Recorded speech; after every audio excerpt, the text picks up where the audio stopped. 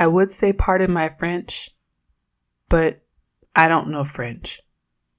Be advised.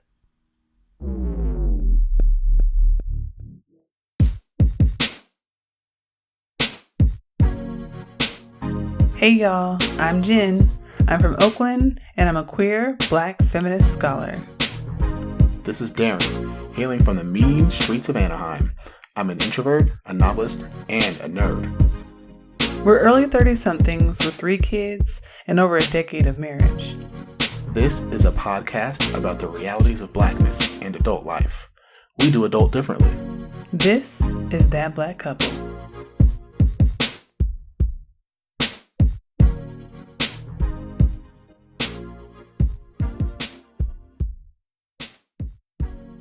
Hello, 'tis I, a doctor. Dr. Jenn. Dr. Jenn Jackson.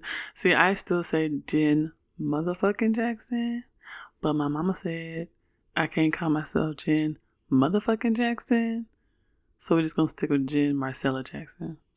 Dr. Jenn Marcella Jackson. Get it right. Hey y'all, this is episode 23 of That Black Couple. I would like you to sit your ass down and grab a whiskey sour or something bubbly. My homegirl gonna be on the podcast today, so she can talk about all these drinks she been making us on this little vacation we on. I can't explain what any of them are, but they're hella good. They're hella good, and they're bubbly, and they got mixed things in them, and they make me feel like I'm floating. And you smash things and you shake them. No, it's not smash, it's mull. Okay, yeah, you mold the things. And then you shake them in the shaker. Shake them up, shake them up, shake them up, shake them. Shaken, not stirred. Yes. And then you pour it out and you and then you're us. Yeah. Being unable to fully get back to the hotel safely. Have a seat. So I'm Jenn. I'm Daren. And before we get started, I want to make sure you follow us on Twitter and Instagram at ThatBLKCouple, on Facebook at That Black Couple, and look us up on the internets at www.thatblackcouple.com. You can stream episodes on Google Play, Apple iTunes, Stitcher, SoundCloud, and now even on Spotify. Yes. And as usual, make sure that you always rate us high and leave as many pleasant comments as possible, because the struggle is real, and we now have a doctor amongst us, and that's really hard. What does that mean? It was a long road to hoe, and we put in a lot of labor. You was hoeing the road. I was hoeing the road. You was hoeing the road. You was hoeing the road. I was definitely hoeing the road. And we're here now. We're here now, and we done sowed some seeds, and we're trying to reap the things. We need to reap. So we need y'all to go give us high ratings. I don't know what all the analogies had to do with the ratings. It's because we be working hard. Listen, if you don't like us, shut up. But if we... then bye. But goodbye. Why are you even here? But if you do like us, hop on there, hit the little heart button, hit some stars, a lot of stars, all the stars. Yeah. And, say something cute like, I just really like how Jen be putting words together, because I read them. And so if you say that, I'm like, oh, that's so sweet. Or like, I like how Daren be sitting there and don't let her really piss him off like she should be pissing him off because she extra. Like that's okay too, because it's still a compliment to at least half of us. Mm-hmm. And I do read those things too. Yes, that will warm my heart. Oh, warm your heart. Fuck you, nigga. Anyway, today we're talking about open relationships, polyamory, non-monogamous relationships, and we should get started. Yeah, we should. Okay, so let's start with first things first. You ready? I stay. Oh my God. Ready. Stop smacking your lips in the microphone. I'm not smacking my lips. You was like, I stay ready. I'm a LL Cool J. It was like, hey girl, I stay ready, bitch. Just stop, okay? Anyway, we are in a non-monogamous, newly, I would say, poly type relationship. Mm-hmm. And, Daren can, say what his part is because he's got to be technical about things. But the way that I would describe what our current orientation is to monogamy is that I, first of all, don't think that monogamy exists. I think that we're conditioned into monogamy. I don't think that our bodies actually do that. But, some folks, think unicorns exist or whatever. So that's fine. It's cool. But what I think is, for me, I've always been a polyamorous, non-monogamous person. I've always been a person where I'm capable of having deep feelings of love and intimacy and connection with multiple people simultaneously of multiple genders. And it's very, I guess, natural for me. It's my instinct to navigate the world in a way where I don't feel like I'm possessing other people who I'm in a relationship with, where everyone has full access to their bodies and to their freedom of choice. And for me, that means that even though I'm married and we're together and I consider you my primary partner, it doesn't mean that that means that my body now belongs to you, or that you get to dictate how I engage with the world, or I get to dictate anything to you. Exactly. So, I mean, I know there's a different orientation for you. Well, yeah, I mean, I would consider myself a monogamous person. I believe I've done a lot of kind of soul searching and deep thought on the topic. And I've kind of come to the conclusion that I really do believe that I'm a monogamous person, and that I really do want to be with one person and kind of give all of my energy and devotion and love and all those things to the one person. And that I really don't have the bandwidth to provide that for anybody else. Not bandwidth. Yeah, bandwidth. Okay. And I think that's just how I function. But at the same time, I fully understand that how I am is not how everyone else is. And I kind of understand the concepts and what it means and why. And I think a lot of times, you know, when people talk about people in a situation like ours, where we have one person who is non-monogamous and another person within a relationship that is a monogamous person, they tend to, you know, call one person a parenthesis and one person a bracket. I made that up, I thought. I know. I feel like I've heard that before. I was pretty sure that was the thing that I made up. You made that up? Yeah, I came up with it myself. Okay, then I'm going to credit you with that. Thank you. Jen, we would refer to as the as the parenthesis, and I would refer to myself as the bracket. Because I'm a nerdy math person. Right, and so you think about that in mathematical terms, right? You know, parentheses. You can multiply outside of the parenthesis. But with the bracket, you can't. You got to stay inside. Yeah, you can apply multiple operations to a parenthetical that you cannot apply to a bracket. A bracket is a closed function. That made the most sense to me. I think it makes sense. It's still a function. Now, I think what's tricky for people looking at us is they get confused about the fact that one person within our relationship is non-monogamous.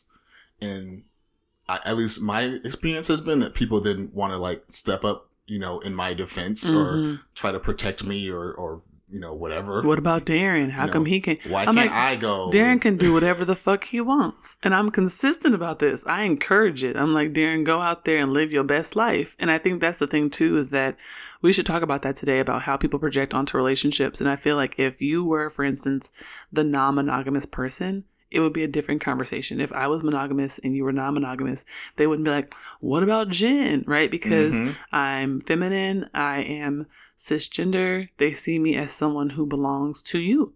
And so there's this idea that if I am somehow using my body in ways that I think are doing justice to my own desires and needs and orientations toward other people, that's somehow a betrayal to you.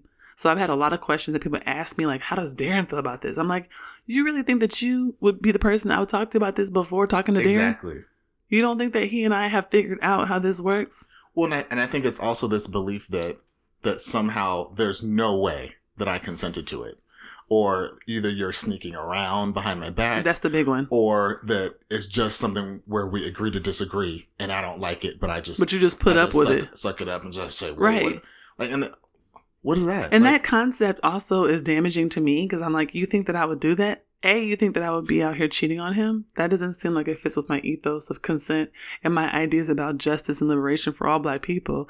But also you think that I would do something to someone who I love deeply and immensely, that I would make it so that they would be in a relationship where they felt stuck to a person and they were not able to make that choice about how they engage. And I would be like, fuck it, I'm going to go do it anyway. Like, what are you saying about me? When people look at me in my face, people who I consider friends, look me in my face and say that to me, I'm like, wow, you think I'm a shitty person? Like, deep down, you think I'm the devil. Well, that's what's funny is they're clearly not thinking that. It's really not a belief that you're just a bad person, but it's like their minds cannot wrap their heads around the idea that me, especially as the man in this relationship, the cisgender heterosexual man, right, would be like, yeah, come on, wife, you can go out there and do whatever you want, and I'm just gonna stay and like there's just that societal belief that men want to go and, you know, sow the royal oats, and that, you know, a woman stays at home and is, you know, just downtrodden and dismayed right. at this man. Or the big one I get is, oh, well, if you out there with non-men, I could see it. Right. But if you out there with other men, then that's a harmful thing to Daren. I'm like, what? Wait.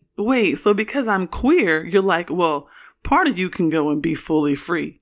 But the rest, I need it on lockdown. Like, that's too much freedom, girl. That's too much freedom. I'm like, this is a problem. The idea that I need to be partially free because I am in love with you. Like, when people think that relationships become these sorts of bondages, like these ways that we then have to carry resentment and responsibility and all these things with conditions that we didn't agree to. That's not, to me, that's not a healthy relationship, and it can be abusive. It can be emotionally abusive. And I'm not okay with participating in a relationship where the expectation is that I'm an unfree person. Right. And that's how we ended up here. And we said, you know what? I think we need to share this conversation with the world. And we're recording it in my homegirl, my family, my bae's house. And they're going to be on the podcast later. Yeah, because I know it's been a minute. Yeah. It's been a long summer. Well, and it's only halfway over. Yeah, it's been like 2 weeks of summer. But as we were stating earlier, we had this home stretch of doctoring. I graduated. And so now that we are on the other side of that, yes, we're going to work on coming right back to you guys and giving you the content that we've promised and that you all deserve. So let's talk about it today. Polyamory, open relationships, what it means, especially thinking about this in communities of color, Black people in particular. Let's do it.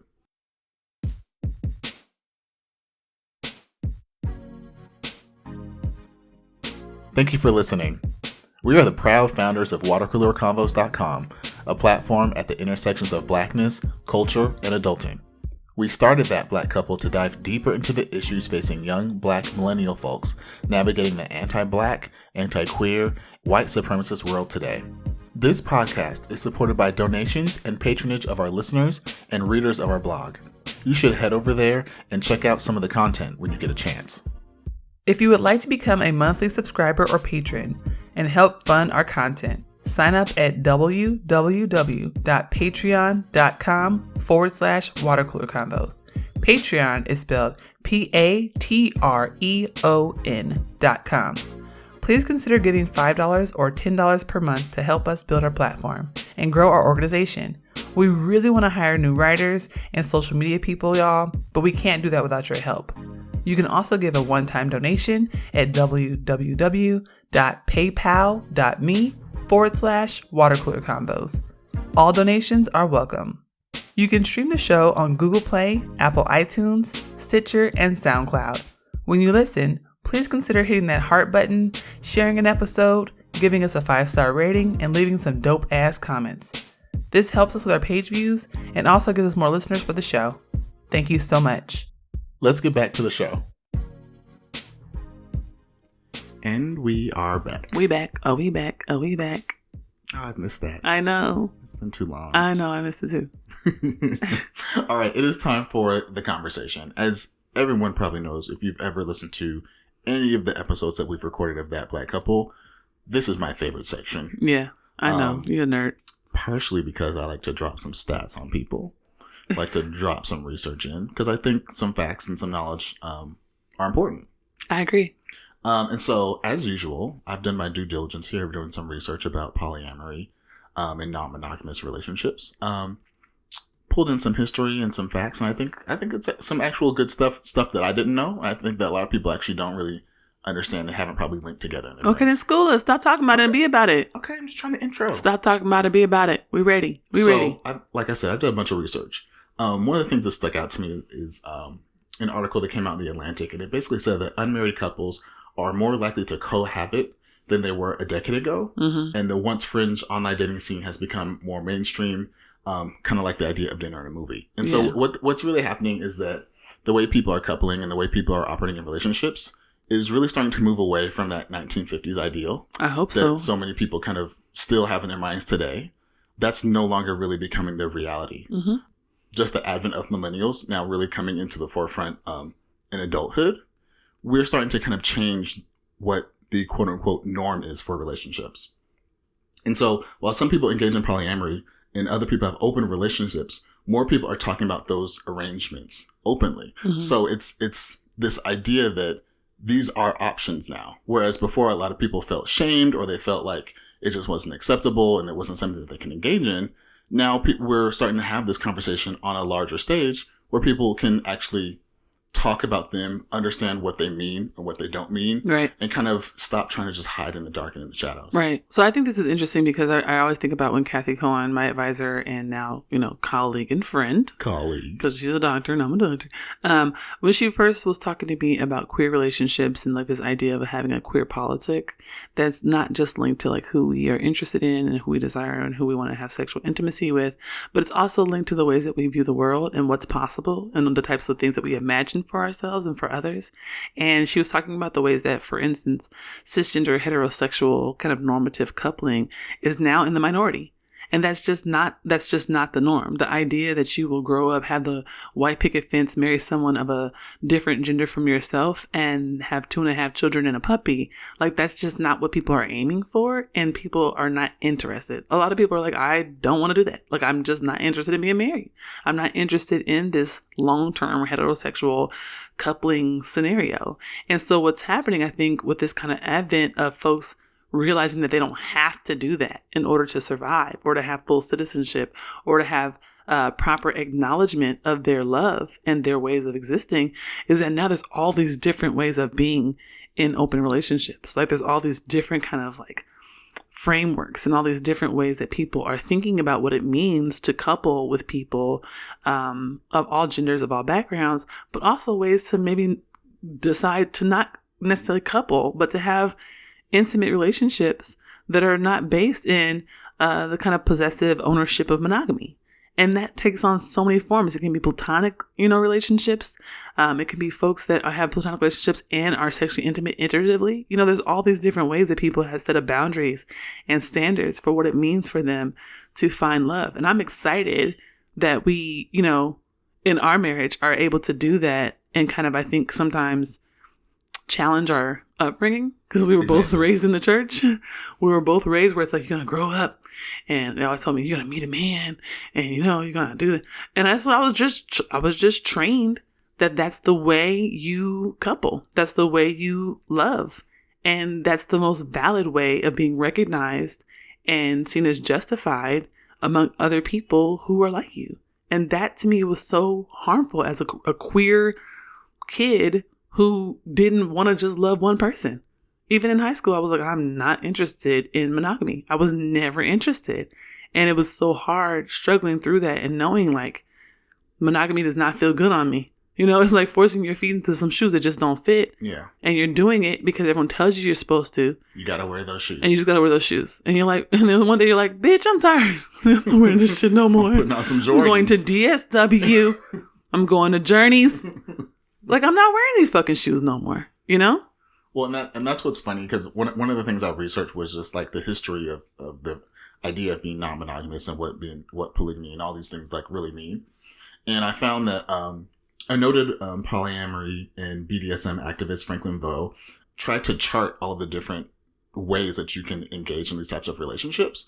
This person has done some work historically, but most recently in 2010 is when they actually charted all of these different types of relationships, which to me is a little bit jarring, because when you think about it, it's like, okay, so no one actually even charted all the different ways. Before this? Like, it was just a bucket, like it was a catch-all. Mm-hmm. Like, okay, well, you're not monogamous, so whatever you're doing, it goes into this. Right, so you're all swingers, or you're all poly, or you're all whatever. And it's like, no. It's it's the very idea of just othering. Like, oh, well, you're other. You're just something else. Right. And we're not going to give real credence to that. We're not going to investigate it. We're not going to figure out how the way you operate is different from the way that someone else operates. Right. Because you're all the same. Because you're non-monogamous. So that's all the same. Right. And so I'm going to put the link in the show notes to their website, where they actually have the non-monogamy chart. And I don't even remember how many actual different forms are on there. So many. But when you look at it and you realize... Tell us some. Tell us a few. Okay. Here's a couple of them. So there's... if there's people who want to just engage in casual sex. So maybe, they're just casual. They like to have sex with multiple people. There are people that are swingers. Some people are cheating. I mean, that's the thing, right? That is a thing. It's unethical. And that's a form of non-monogamy. It's unethical non-monogamy is cheating. That's what cheating is. It's the idea that there's deception involved, that you're not being fully communicative and transparent with your partners, and that they are in the dark about what your intentions are. Like, that is completely unethical and problematic. And that's not the kind of coupling that we're talking about today. But I think that's one of the big points about creating the chart is the understanding that, that's unethical, but it is a form. It's not something that is the overarching thing. Like all of these different forms of non-monogamy are all cheating. It's just one of the much smaller forms that you could bucket yourself into. I like how you say it's small. I think it's pretty big. Well, I mean, it's pretty big, but I mean, the point that I'm making is that not everyone that is non-monogamous is a cheater. Correct. And I feel like traditionally people would say, oh, if you're not monogamous, you're a cheater or you're a swinger. Like, and there's no other way. That's just it. Right. So here's the part where I really want to talk about this article at the root from Monique Judge. I fucks with Monique. She's dope. Yeah. She wrote it back in 2017. And it's called No, Open and Non-Monogamous Relationships Are Not Just for White People. And I like the article. I remember back when I first read it, she talked about how she grew up and how she was trained to have this kind of perfect marriage and this kind of, traditional lifestyle that had to do with like religion and respectability. And then, she saw a lot of things where her parents and others that she saw were frequently fighting and were unhappy. People had all types of infidelities and people ended up, divorcing. And while this is something that I think a lot of us share as an experience, you don't have to have those experiences to be interested in non-monogamy, but this is a very common experience that a lot of folks have when growing up around monogamous people who are in unhealthy and unethical relationships. And then she goes on to talk about how for her, non-monogamy means a lot of different things. It could be people who she is deeply romantically interested in, people who she considers like a partner, or people who she's, for instance, not even sexually intimate with, people who she may confide in and have deep connections with, but she's not having sex with them. Other people where it's like, I just want to have sex with you and that's it. And it's an understanding. There's communication. There's conversations about it. There's boundaries that are set. And that's kind of what they do. And this is, I think, I like the article because I feel like it actually describes me, right? So it actually is something where I feel like this is how I am, right? So for me, I've newly been dealing with, I guess, or struggling through what it means to be non-monogamous versus polyamorous. And for me, non-monogamy meant that I was not interested for quite some time in having deeper intimacy and romantic interest in people who I would consider I was in a relationship with. And that's changed for me recently. This is a new thing for me where I'm like, I could consider myself being in a relationship with someone and I'm actively in a relationship with another guy. And for me, I talk to a lot of people who I am interested in, sexually interested in, and there are other people who I'm not sexually interested in, who I just consider really great friends, who I want to keep around, who I hope that we can enrich one another's lives and be present in one another's lives, but I'm not interested in having sex. There are other people who are at the kind of like intersection of both, right? Where it's like, we're really good friends. And could this be sexual down the line? Potentially, right? Maybe. And I leave the door open for that. But right now, we're getting to know one another. We're creating deep connections with one another. And I'm totally fine with that. And that's what I wanted to emphasize on this episode is that non-monogamy comes in so many different ways. And I choose to have a primary partner. Some people have people who they are nested with, so that they're living with, but that they wouldn't consider their primary partner. They have multiple partners with whom they maybe share space with, right? And there's some people who are swingers, who are not looking for romantic, ongoing coupling or a partnership, but who are just like, I'm just having fun. Yeah. And so for me, it's like, I think that we need to have a more dynamic conversation about the ways that people engage in non-monogamy and the ways that people shape their lives around themselves to ensure that they are being ethical and recognizing the dignity and humanity of everyone that they engage with, so that cheating and other forms of, fuckboyism and fuckgirlism and fuckthemism isn't the kind of narrative around what we think about non-monogamy, which is unfortunately, I feel like people hear you're polyamorous or non-monogamous and they're like, oh, you just out here hoeing. Now, first of all, I am out here hoeing. First of all, because I know what hoeing is. Yes. And I'm cool with it.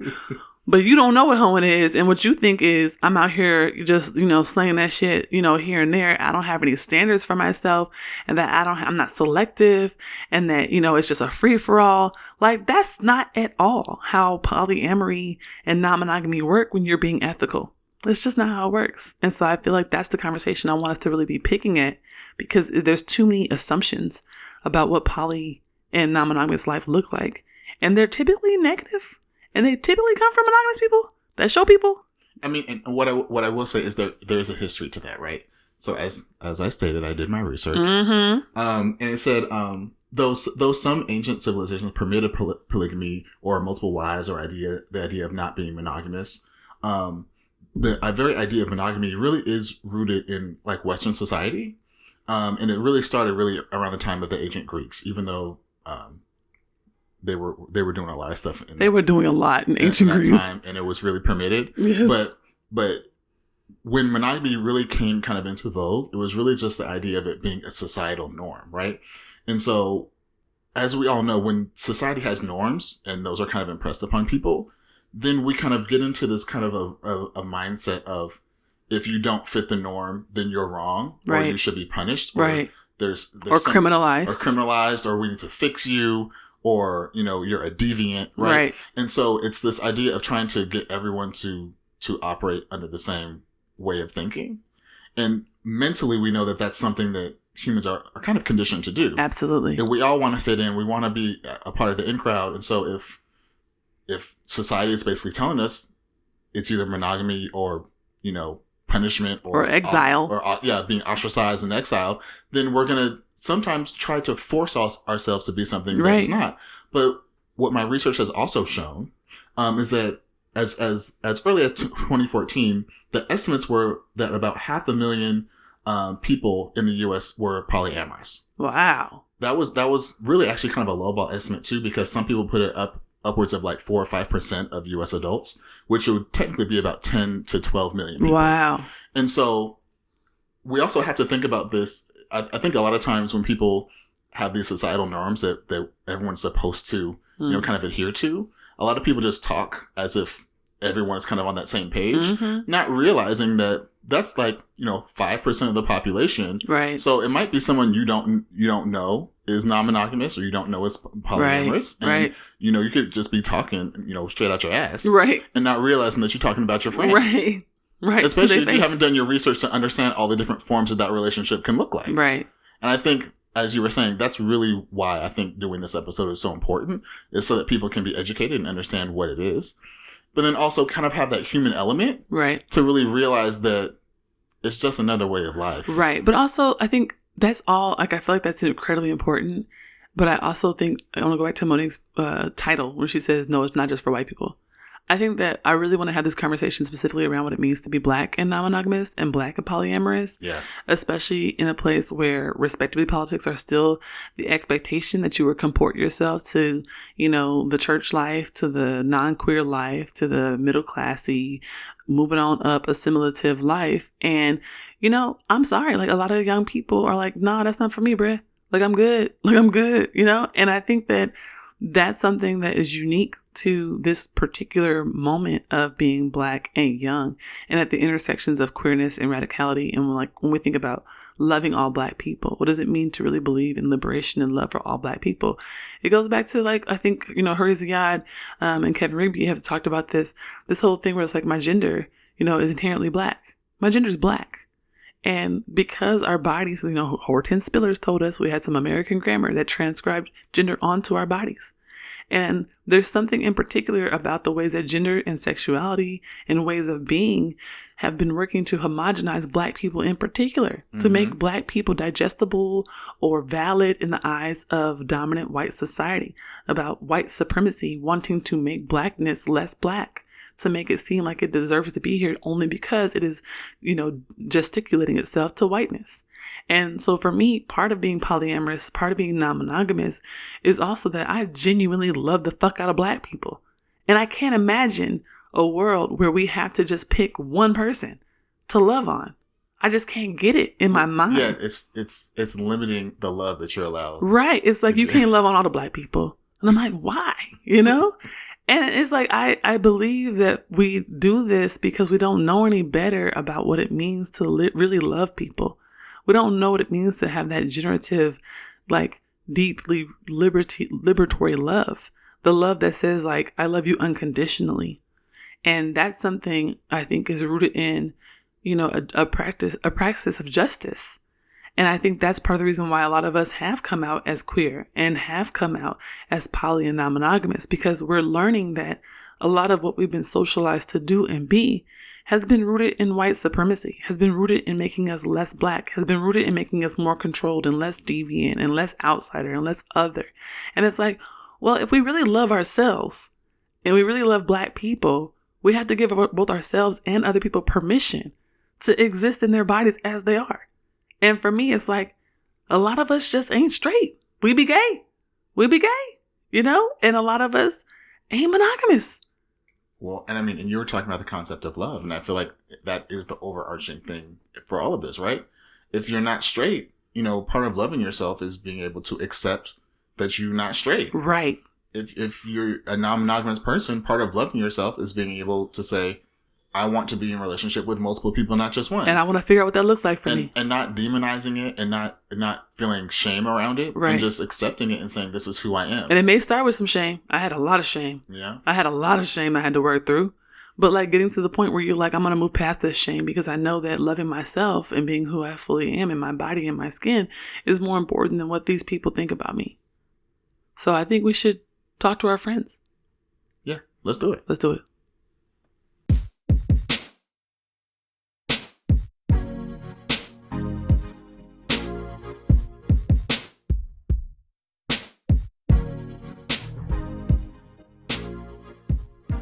All right. So we're back. You're super far, so you can't say anything. Yep, we're back. We're back. Okay. So we're back with Mo, my boo, and Jasmine, who's cool. Oh, shit. It's not a good way to start this, Jen. You turn the mics on and look what happens. I love you so much, Jasmine. It's Virgo on Virgo violence. I love you so much. I love you so much. So we're here. We're going to talk about open relationships with another couple who's also open. So this is actually really great. And I have a question for Mo. Oh, okay. Okay. So Mo, in being in an open, non-monogamous kind of poly relationship, Kind of poly. whatever, what would you say is the thing that you felt like you had to work on learning and relearning over and over again? Yeah, I think I just had to learn, because I was raised in a way that was like, whoever you were with, you like possessed them. So they were yours, and they were your one and only. And so I think the biggest journey for me has been understanding that like love is expansive. It's not exclusive. And just learning how to like find joy and happiness in your partner's joy and happiness. And that you as one person cannot and really shouldn't be fulfilling all the other person's like needs. Mm-hmm. Yeah, I've been there. You have? Mm-hmm. What that mean?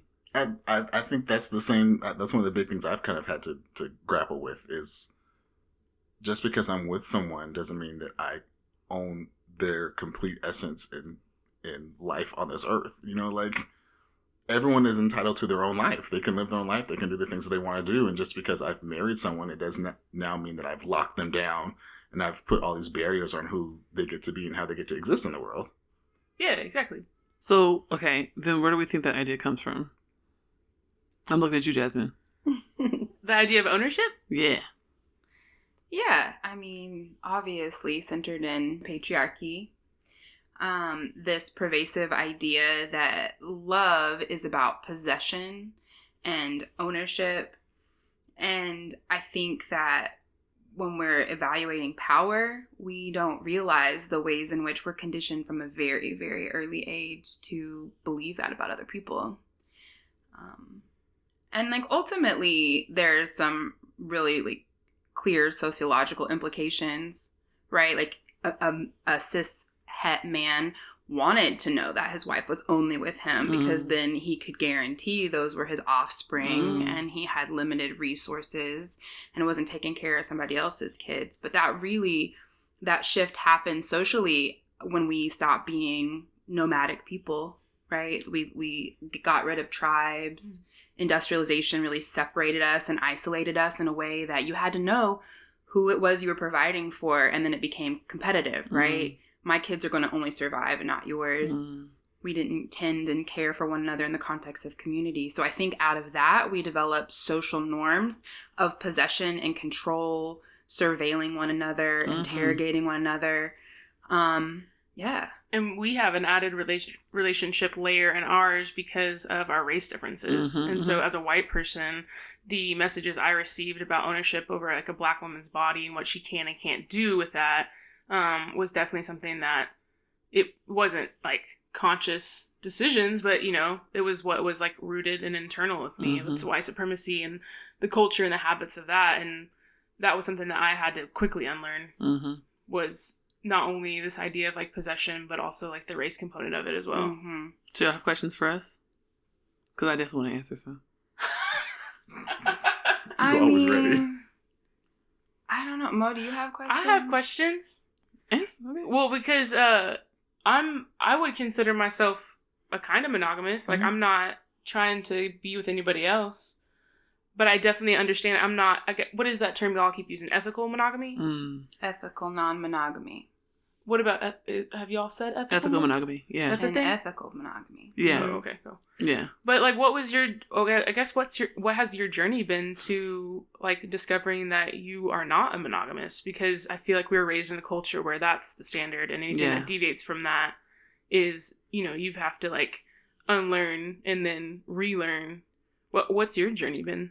Yeah, I mean, 10 years ago, Jen learned how to clap her ass, and no, I just learned how to do that like a month ago. it was game over. I wish I had learned 10 years ago. I would have done so many fun things in college. I want to do like the two-part question. Yes. What has your journey been, Yeah. Jen, and then what's your journey been as a couple? Yeah. But did you know this before y'all were a couple? Did you realize it in the middle of your coupleship? And how have y'all like adjusted with that? Yeah, I mean, I think we both knew I was non-monogamous when we met. So when Daren and I met, we met the first day of college, and I was like, I'm not trying to get married. I'm not trying to get booed up. I'm not trying to any of that stuff. And even like in high school, I was very queer and very not into like heterosexual norms around coupling. What bothered me most about it was like the moment you start liking a new person, it's like you got to stop liking the old person. And I'm like, how does that work? Like I can't turn off feelings for one person because I've met someone else who I find deeply interesting and I want to engage with. And so I was grappling with that in like sophomore year of high school, where I was like, I have all these feelings for all these different people of all these different genders, but I'm in the church and they've told me that I'm, first of all, not allowed to like people of different genders.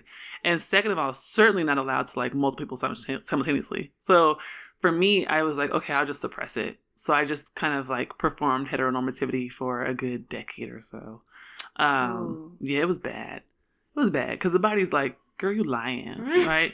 And so in college, I was wilding out a little bit, and that's when I met Daren. And I think and I can't speak for you, so I'll speak for me. I think for me, going through college and then meeting Daren and us starting to date that first year or so of college, I was like, oh, this is weird because he's cis and heterosexual, and that was weird for me. I was like, I never saw myself feeling deep longing and wanting to have partnership with someone who was a guy. And I was like, oh, what's that like? What's wrong with me? Every day I wake up and I be like, how do you like dudes? I don't know. I wake up in the morning and I look. You want us to rescue you. I wake up in the morning. I look over at him. I'm like, shit, he's still here. Like, yeah, it's so weird. Have staying power. It's really, really weird. And like for me, my journey, separate from the relationship, has just been about being more honest with myself and realizing like this is just how my body works and this is just how my desire works and this is how I'm set up, and being okay with that and not working so hard to not be fully myself because whatever church person or whoever grandma or mom said frowny face, you can't be that way or whatever. So what's your journey been like? I mean, honestly, I would say the entire journey of our relationship has really been about freedom and freedom of expression and freedom to just be who you are and live the way you want to live. I think from the very moment that we met, that's what our relationship has been about. And so I think it's just been an evolution. Like, we've been very busy. We've done a lot of stuff in a very short amount of time, including multiple children and degrees and all types of shit. But I think at every turn, it was always about, am I living my life to the fullest? Am I being the whole person that I want to be? And then for each of us, asking each other the same question. Are you living your life the way that you want to live? Are you living your life to the fullest? Are you fully expressing yourself? And then if the answer is no, giving each other the space to then pursue whatever that other thing is. If it's, I want to go get this degree, well then let's go and let's get that degree. If it's, I want to go date other people, it's like, okay, well, let's go and, date other people. I think that's just always kind of been the bedrock and the foundation of our relationship. And so I get questions a lot of like, oh my gosh, how do you do that? And where did that come from? It, came out of nowhere. And can we say my favorite question? Daren, how do you let her? Yeah. Ooh. How do you let her do that? Like how do you let her go and just be out there? Well, and that, I think that's the thing, right? Because we've always received that question about other things. Like, how did you let her go and get that degree? How did you let her, go get a job? Or like, I feel like we've always gotten that question. She should be home with the kids. Yeah, and we know where that comes from. But I think at least our relationship in and of itself has always been about not really giving a shit about what other people say and really working on what works for us. Yeah. Because of the ways in which folks hypersexualize me and then read me as aggressive in the context of Mo and proximity to Mo's whiteness, people usually don't interrogate if Mo gives me permission as much as, oh, I can't believe she would do that to you, Mo. Mo becomes a victim. Poor Mo. Jasmine's just like stepping out on Mo, and Mo's just stuck, and Jasmine has manipulated this. We've got some of that so too. it's the pathologizing of my choices and my identity. But at an early age, around me developing an identity that was rooted in polyamory, it was always non-sexual for me. You've extrapolated that. For you, it was about sexual expression around genders. For me, I was developing these deeply intimate, romantic attachments to friends that were always very non-sexual. And I never had that. I never had that for my ex-husband. Obviously because he's a dirtbag, but other partners that I did have romantic and sexual feelings for, I would always have these like black women relationships that always eclipsed primary partnerships in the depth and intimacy. And as I began to explore that, I just realized that no one teaches us those things. And sometimes those relationships led to sexual expression. Often they didn't. And for me, polyamory was about building that community, having an extended family, understanding that love transforms and evolves, and kindred relationships. For me, it's never been about like, let's go have sex. Yeah. And that's the we were talking about this earlier on the podcast, is like, that's the idea. Like, oh, you're poly? Oh, you just out here. Like, you just out here slanging it, and you just and I'm like, and that's one thing I don't think that we've talked about, is you face that as well, just all going into the dating world. Yes. When people find out you're poly, they're like, okay, so you coming over tonight? And I'm like, no, I'm actually not doing that. And I agree with that, right? So I definitely had, I think, relationships growing up that were strictly platonic, and I also very much so had relationships that I wanted to have sexual intimacy with people, but knew I wasn't allowed, right? And so I think that in some ways, that repression kind of built up in me for such a long time that by the time I was like, hey, I'm an adult, I can do whatever the fuck I want to do, I had not even really fully explored what that looked like for me, because I had been told that my body belonged to a cis heterosexual man. That's what I was taught, And I think, your point about people finding out that I'm poly, or they find out that I'm non-monogamous, and they're like, oh, so you're available. And I'm like, I'm still selective. Like, I still have autonomy and agency here. Oh my goodness, yes. I still have the ability to think about what I would like to do with my body. It's like that. Those are not mutually inclusive artifacts of being poly. Like, it's not like, oh, okay, so you're just open for business? No, like, I'm absolutely not. Like, unless I am. But right now, I'm not. But you'll know. I choose, right? You'll know when I am. And I will tell you. I always love how folks go, oh, you're poly. That's really cool. But I'm not. And so I would never. But, like, you're very nice and you're attractive. But, like, I would never. So like, declining before anything's ever happened? Was there an offer on the table? I don't want you. Because I don't. What? That's the same shit that happens whenever, like, you come out as queer, though, too. Yeah. Everyone's like, oh, well, then, like, you would just be fucking everybody. It's like, well, so added on top of being queer and poly. Right. It's just a whole... And that's the thing that we were talking about earlier, that is, like, there's this one bucket, and if you're outside of that bucket, you're just the other. Yeah. Right? And so Always. that means you're some kind of, savage person who doesn't match the normal rules of society. And so, of course, you're out here doing A, B, C, D, E, F, G. It's like, whoever that person is, it's whatever they would conceptualize as the worst thing. That's the stuff that gets ascribed to you. Versus looking at you as a whole person and saying, okay, well, to you. This is an aspect of who you are. And also listening.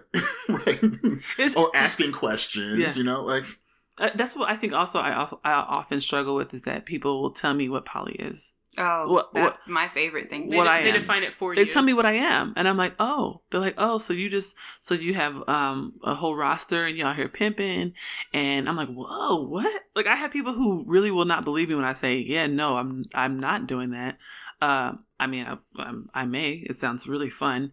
But right now I'm just focusing on some very kind of like specific relationships and specific ways that I want to engage with folks. And it's a very limited circle of people who I trust.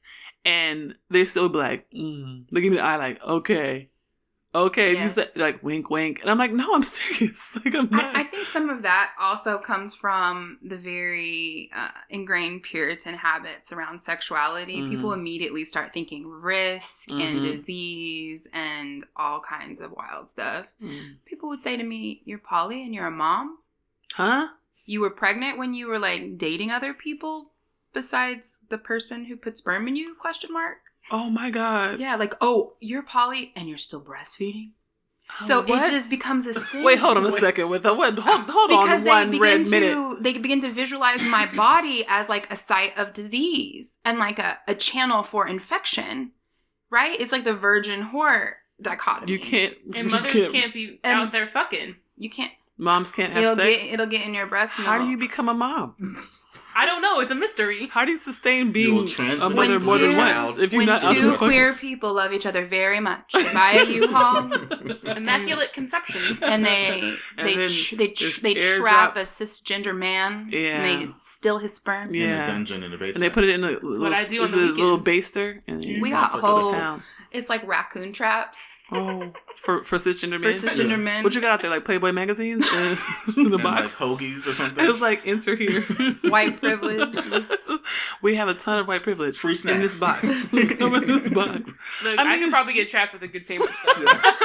Like, is there a bag of Jolly Ranchers in that box? Okay. Mo's like, I'm coming to the box. But here's the thing, like, I think that's incredibly important, right? When we think about the fact that, like, people will literally sit there and think all these random, like, make these random connections between, like, embodiment, how your body is functioning, what you're doing with your body, to, like, how you engage with the world and how you, like, think about intimacy and who you choose to spend your time around. And that is so problematic to me. Like, the idea that because I'm interested in living freely in my body and actually doing something ethical, that's what I really want to talk about. Because there are people who have told me, oh, I actively cheat and I feel like I'm uncomfortable with you being poly. Yeah, let's talk about that. And I'm like, wait, hold on. You a whole cheater. And you're concerned with me being transparent and saying, here's how I engage with the world. That's a problem. But you cheating is like, well, people cheat. I think some people have said this as well, that they would actually be more comfortable with you if you were cheating. Like, if what you were doing was cheating and it was a secret and you were, I didn't know, that would be more okay for them than the fact that I do know. And I'm like, yeah, go ahead. No, they're like, oh, if you were sneaking off, that would make more sense. What? That's how fucked up this all is, though, right? Yes. That's how fucked up that, like, patriarchy and this, like, ingrained Christian Puritan, like, messaging is like, you would rather someone like destroy trust, right, and betray your like commitments, right, and do something behind someone's back than like be open about it, right.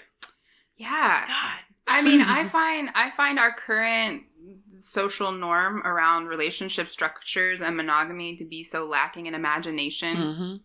Right? That you believe you are so limited that you can't have deeply intimate relationships with multiple people and do the heavy lifting of having transparent conversations and being congruent. Like, you that boring that you think you only can function. Oh, you boring. Right, but I've had folks say to me with passion, you have a wife and kids. How am I going to even be important to you? Oh my God. Oh, so you want me to be like there has to be some way that you can box me in, and that gives you security. Right. I said the most powerful thing that I can give you is my consent and choice to be present with you. Which, by the way, I give every single day to my wife. Right. And that's the most powerful thing, right? Right. But also we're conditioned to believe that the parameters that the state provides us around contractual relationships and defining family is like the peak. The pinnacle. Right? It's the pinnacle of things. And what is true is that it's actually antithetical to our ability to be self-determined people. Right. And so whenever people of color in particular enter those vectors, we see violence. Right? Perpetrated on our families and our definitions of self. Absolutely. Yeah, like just because like you're married by state and you've signed some stuff does not mean that you no longer have a choice to show up in the relationship. Exactly. Look, I love them hoes in Utah. Like I disagree with them and from like a religious perspective. Which hoes? Oh, them hoes. You know, the Mormons. Yeah, them hoes. I mean, I think their religious proclivities are violent. So violent. Absolutely. And I think that those who are choosing like polygamy, like they're trying to have a conversation in a very fucked up way. Yes. I don't know if I can say that word on the podcast. What? Maybe kissing. But yeah, but they say in their protest and their resistance, which is kind of hilarious, a whole bunch of white people with no buttons protesting. Wait, no buttons? Yeah, they be wearing those prairie dresses. I was going to say no butt. They also have no butt. No butts and no buttons. Anyway. Buttonless and buttless. Their refrain is the state should not define how we do family. Agree. And if we want to have multiple marriage contracts with multiple people, who is the state to tell us? And I absolutely I'm like, solidarity. Y'all wear your long hair and them buns and live on compounds. A broke clock is right twice a day. Yep, my grandmama used to say it. So that sounds like that's what it is. Yeah. Yes. I mean, it's disturbing, but I see the analogy. We got there eventually. I was like, where are we going with these hoes in Utah? I'll be liking, what's it? Sister Wives? Yeah. I watch it. I love that show. We Oh. live for that show. It disturbs me. Yeah. I just be looking at them like, oh, this is a train wreck. Yeah. All of them look so sad to me. Like sad his and behind hair the eyes. We could have a whole nother podcast episode on About his hair Sister alone. Wives? Just about his hair. Oh, okay. Well, here's the thing. This is why I think what you said is important, right? So I think this idea of like people get to define what it looks like to be in a relationship and the state, right? The orientation toward the state.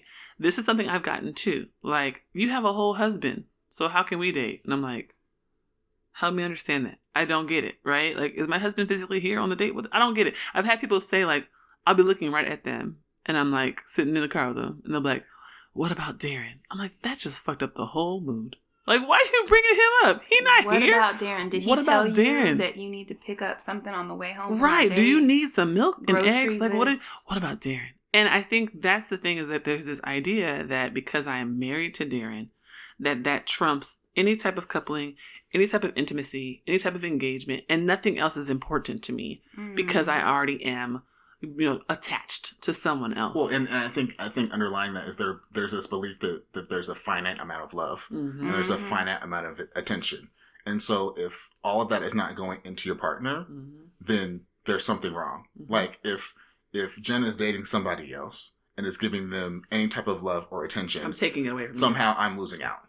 It's automatic. It's taking it from my pot and putting it in someone else's pot, and that's stealing and that's theft. And I mean, how dare someone else take, the time and attention and love that is due to me. Right. Which is just really such a bizarre way of thinking when you really say it out loud. Right. It is. Are y'all kissing on my podcast? No. We were touching noses. No. Oh my gosh. They can't do no more podcasts with us.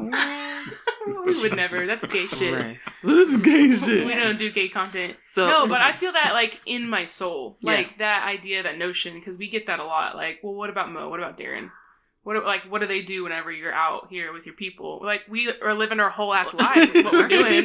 Don't lie. Y'all be on the couch. I was going to say, cuisine, crying. Oh, come on. Watching Hope float. But it's like singing Body Rate. There's agency. There's agency in this relationship. And that's what, like, earlier I was saying, like Jenn is the parenthesis and I'm the bracket because I'm the monogamous partner. And there's like this belief like that I didn't choose that. Like I don't have options, or that the entirety of my life is wrapped up in my partner, and so if my partner is not around or isn't doing something else, then all of my life goes to shit. And it's just like, why would you put that type of boundary on me as well? Like, I have other things that I want to do. I have my life is not completely wrapped up in my partner, just as my partner's life is not completely wrapped up in me. Right, but that's a tactic of like heteronormativity, right? Yeah. That coercive emotional control. Yeah. So it makes sense that folks think these things whenever they interact with us, but it's just because they're projecting onto us what's actually happening inside their relationship. Like what you hear? You can find my mom and dad, aka That Black Couple, on the web at thatblackcouple.com. You can find them on Facebook at That Black Couple, and you can find them on Instagram and Twitter at That BLK Couple. If you have questions or comments about the show, email them at thatblkcouple@gmail.com. Thank you for listening.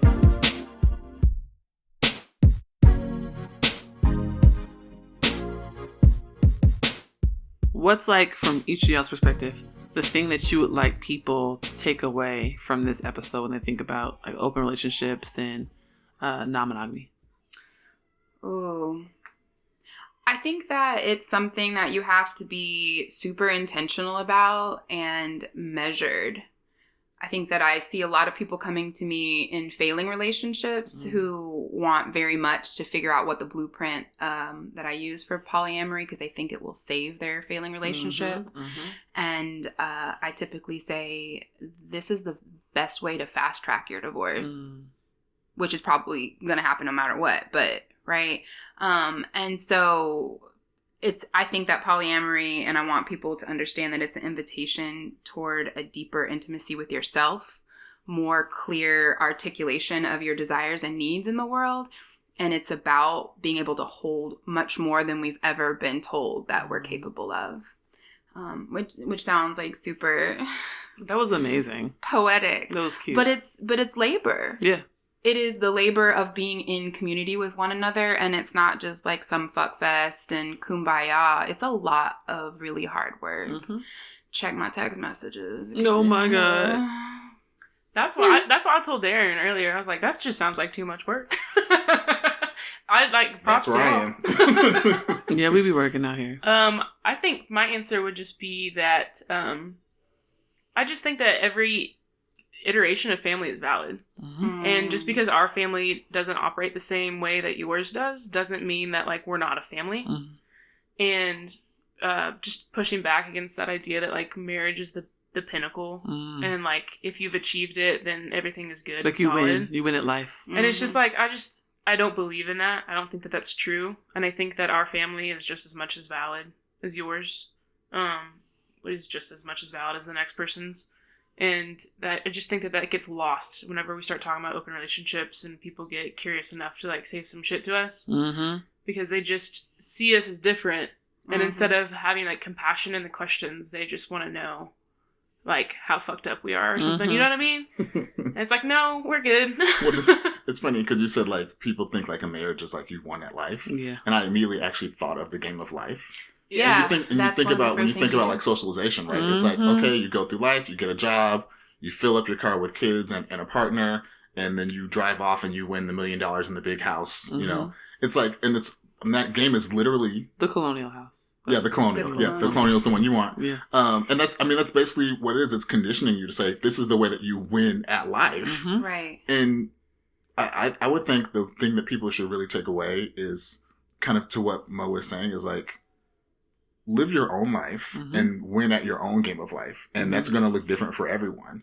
And just because you winning looks one way, me winning will look completely different. And that's perfectly fine. And we can all celebrate each other's wins. Like, it doesn't have to be like this adversarial takedown. I don't understand, or you don't meet my your bar. lifestyle. Yeah. Yeah, it's not a Chosen lifestyle lifestyle. choice. But that's how marriage supremacy works, right? And marriage supremacy is it's overlapped with monogamy, even though people who are monogamous usually are the most cheating assholes. Cheating as hell. Cheating Divorcing each assholes. other. Hating each other.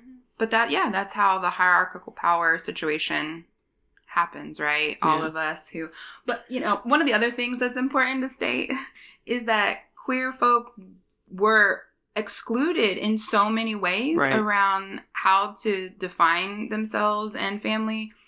And so it's not unusual that queer folks are drawn to quote unquote untraditional family models. And queer folks were rejected by their primary, like their families of origin. And we've piecemealed these communities. And I think it's a beautiful vision of resistance. I agree really. too. I agree. We didn't even really get to get into or talk about how we involve or don't involve our kids and stuff, because people always say well, you got kids, how can you have other partners, and what do you say? Let's talk about that. Let's talk about kids. Yeah, because we both have kids. Because how many times have you gotten that? How would you put your kids through that? Every single time I've talked to, I think that I get that question frequently. What? It's usually what about Daren? And then it's what about Daren and the kids? The kids get the extra kids. They get the heavy whisper. Oh, kids. And it's yes, I do know that I have those. Thank you. But for instance, in this current relationship that I'm in, this is the first time I actually introduced my children to the person that I'm dating. And part of it is because I haven't had any actually long-term relationships before this. So for me, it's it's serious. It's serious for me. It's serious. This is someone who I'm trying to have around for a long time. But I think this is, and we talked about this earlier in the podcast, there are some forms of intimacy where it's you don't need to meet my kids. You just don't need to meet them. Mm-hmm. You just don't need to come around my kids, For me, meeting my kids as just sort of this is a person who's a friend of mommy's, we're thinking about dating, is a part of my litmus test. And if they don't gel, and my kid, because Addison will read you so fast. Oh, Addison. In the first 10 minutes, she'll be like, could you get this person out of the kitchen, out of the house? Why are they here? They need to leave the city. So yeah, I've had girlfriends that have come into town and spend time with the kids, and that has been a really good way for me to understand how I can vision their participation in my family. Very few have gotten to that point. But yeah. And we talk to our kids about it, because our kids are in relationship with us.